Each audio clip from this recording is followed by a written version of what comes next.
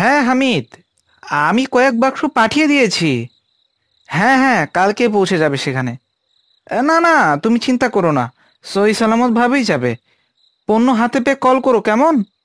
আচ্ছা ঠিক আছে, হ্যাঁ রাখছি। ফোনটা কেটে নামিয়ে রাখলাম। শীতের রাতে যে ঠান্ডা পড়বে ভাগ্যিস আগেই অনুধাবন করেছিলাম, নইলে এ রাতে হাড় অব্দি জমে যাওয়া অসম্ভব কিছু ছিল না। রাস্তার ধারে দাঁড়িয়ে আছি অনেকক্ষণ ধরে। রাত জাগা পেঁচার বিদঘুটের ডাক কানে আসছে, সাথে আসছে বাতাসে নড়ে ওঠা পাতার আওয়াজ। আচ্ছা, ওরা এখনো আসছে না কেন? সকালের মধ্যে আমাকে যে শহরে পৌঁছাতে হবে, ওরা আশা না দিলে এতক্ষণে নিশ্চিত অন্য একটা যানের ব্যবস্থা করে ফেলতাম। ছোকরাগুলো এবারও আমার মান ডুবাবে। শুনশান পথের ধারে দাঁড়িয়ে প্রহর গুনছি। দুটো হলুদ রঙার জ্বলন্ত চোখ দূর থেকে দৃশ্যমান হলো আধা পাকা রাস্তাটায়।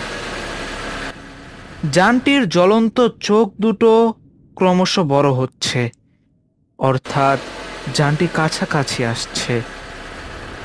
আশঙ্কা মিথ্যে হলো, তারা খুব বেশি দেরি করেনি, সময়ের শেষ দিকেই চলে এসেছে। যানটা কয়েকবার কাঁপুনি খেয়ে থেমে গেল আমার সামনে।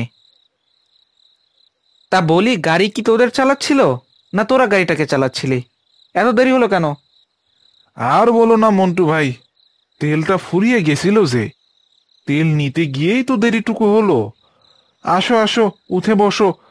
এই মৃদুল, তুই একটু চেপে বস তো। তুমি ওখানটায় বসো মন্টু ভাই, আমি গাড়ি স্টার্ট দিচ্ছি। উঠে বসলাম লক্কর ঝক্কর করতে থাকা যানটায়। দরজা লাগিয়ে দিতেই যানটা চলতে শুরু করলো। আধা পাকা রাস্তা ধরে সেটি এগিয়ে গেল সামনে। তা তোরা এত রাতে কোথায় যাচ্ছিলি? জিজ্ঞেস করলো মামি। এই তো জামিল চাচার বাড়িতে, ওখানে তো বিয়ে বাড়ি লেগেছে। বিয়ে বাড়ি? কার বিয়ে? কই, আমাকে তো বললো না। তুমি ফোন ধরলে তো বলবে, তোমাকে ফোন করেছিল কয়েকবার, ফোনই নাকি উঠাওনি তুমি। কিছুটা ভেবাচেকা খেলাম। ফোন নামক সেই যন্ত্রের যন্ত্রণা থেকে পরিত্রাণ পেতে কিছুদিনের জন্য দূরে সরে গিয়েছিলাম। এর মধ্যেই বোধহয় ফোন করেছিল, এই জন্য পাইনি। না মানে, একটু ব্যস্ত ছিলাম। বিয়েটা কার? কেন, মুমতাইমার? ভুলে গেলি জামিল চাচা তো একটাই মেয়ে।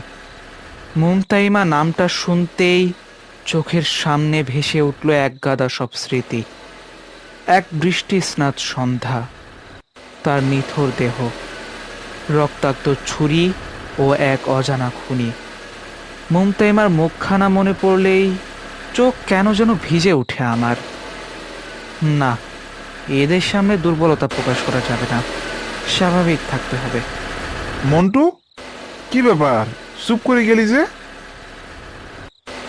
না, কিছু না। আর কতক্ষণ লাগবে? আমরা এখন কোথায় আছি? এই তো আর 3 ঘন্টার মতন। ঘুমাতে চাইলে ঘুমিয়ে পড়। দেখছিস না জুয়েলটা কি ঘুমটাই না দিছে, মনে হয় কতদিন থেকে যে ঘুমায় নাই। আমি ঠিক আছি, ঘুম হয়তো ধরবে না। সামনে দেখে গাড়ি চালা ভাই, দেখ দুটো পথ দুদিকে চলে গেছে।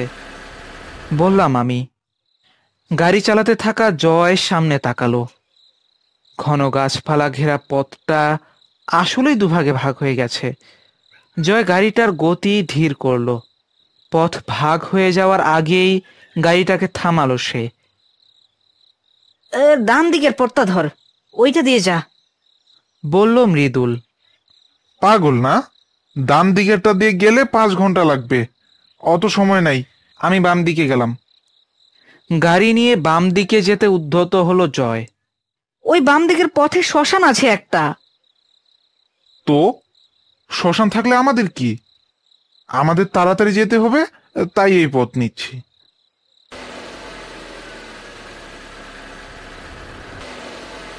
ভাই, শ্মশান, নিমতলির শ্মশান, ভুলে গেলি নাকি সব? কেমন যেন অস্বাভাবিক শোনালো মৃদুলের কণ্ঠটা। আরে যাক না, সমস্যা নেই। শ্মশানে কি ভূত থাকে নাকি? তাছাড়া আমাকেও তো জলদি পৌঁছাতে হবে। এমনিতেই তোরা দেরি করে এসেছিস, এখন নামমাত্র ভূতের ভয়ে আরো 2 ঘন্টা লেট করার কোনো মানেই হয় না। জয়, তুই শ্মশানে পত্তা দিয়ে যা। আমি বলছি ভাই, কিচ্ছু হবে না। এক নিঃশ্বাসে বলে থামলাম আমি। কিন্তু জয়, মৃদুল পুরোটা বলতে গিয়েও যেন পারল না, থেমে গেল সে। জয় গিয়ার ফেলে গাড়িটাকে বাম দিকে ঘুরিয়ে ফেলল। চলতে শুরু করলো গাড়িটা। যানের দুলুনিটা খানিকটা কমেছে, হয়তো যাতায়াত কম এই রাস্তাটায়, তাই এখনো বেশ ভালো অবস্থাতেই আছে। আমার পাশে বসে থাকা মৃদুলের মাঝে অজানা আতঙ্ক লক্ষ্য করলাম। সে কিছু একটা নিয়ে ভয় পেয়েছে, শুধু মুখে বলতে পারছে না, কিন্তু কপালে জমা ঘাম এই শীতের মাঝেও তার অস্বাভাবিকতাকে স্পষ্ট করে তুলেছে। হঠাৎ যানটা একটু অস্বাভাবিকভাবেই দুলতে থাকলো। কেন জানি চিৎকার করে উঠল মৃদুল। আমি যাব না, আমি যাব না, গাড়ি থামা, আমি যাব না। আরে আরে কি হলো মৃদুল? পাগলামি করো না, থামো। গাড়িটা বেশ কয়েকবার ঝাঁকুনি খেয়ে লাফিয়ে উঠে অবশেষে থেমে গেল। বন্ধ হয়ে গেল গাড়ির ইঞ্জিন, থেমে গেল যানের সব যান্ত্রিক কাঁপুনি। চিৎকার করতে থাকা মৃদুল ছেলেটাও এক ঝটকায় চুপ হয়ে গেল। আমার গা যেন শিউরে উঠল। হঠাৎ হঠাৎ সব কিছু শান্ত। আর ওটা কি? গাড়ির উইন্ডো দিয়ে সামনে তাকালাম। জঙ্গলে ঘেরা পথটার পাশে এক খালি জায়গা, সেটার মাঝখানে আগুনে জ্বলছে কিছু একটা। ভীতিকর পরিবেশ। হঠাৎ সব শব্দ থেমে যাওয়া, জনমানবহীন সে স্থানে আগুন জ্বলতে থাকা, সবকিছুই কি কাকতালীয়? ও, ওখানে কেউ আছে। কে মৃদুল? কোথায়? আমি তো দেখতে পাচ্ছি না। ও, ওখানে কেউ আছে, আমি যাব না, আমি যাব না। ছেলেটা হঠাৎ পাগলামি করতে করতে দরজা খুলে বেরিয়ে গেল শুনশান পথটায়। গাড়ির পিছনের দিকটায় অন্ধকারে ছুটে গেল সে। কেসটা কি হলো? মৃদুল এমন করছে কেন? প্রশ্নটা করেই আমি তাকালাম ড্রাইভিং সিটে বসে থাকা জয়ের দিকে। ভয় পেলাম। ছেলেটা যেন একদম পাথরের মতো আটকে গেছে, তাকিয়ে আছে শ্মশানের দিকে। চোখ মুখ দেখে মনে হচ্ছে সেও আতঙ্কিত হওয়ার মতো কিছু একটা দেখেছে। জয়, জয়, গাড়িটা ব্যাক কর, মৃদুলকে খুঁজতে হবে। মিলি, কি? বুঝিনি, কি বলছিস? ওহো, ও ফিরে এসেছে। এবারও আমাদের ছাড়বে না। জয়, মাথা ঠিক আছে তোর? নাকি মৃদুলের মির্গি রোগ তোকে ধরছে? ও ও আমাকে ছাড়বে না। এক মৃদু চিৎকার দিয়ে দরজা খুলে ড্রাইভিং সিট থেকে নেমে গাড়ির পিছনের দিকটায় দৌড়ে গেল জয়। জয়, জয়, শোন আমার কথা, জয়। আমি পিছনের পথটায় তাকিয়েছিলাম। হঠাৎ ড্রাইভিং সিটের পাশে দরজাটা লেগে গেল। সামনে ফিরে তাকালাম। দরজা কি আপনা আপনি লেগেছে? কিন্তু বাতাস বইছে না, তাহলে কিভাবে লাগলো? তখন আমি যা দেখলাম, আজ পর্যন্ত তার কোনো ব্যাখ্যা আমি পাইনি।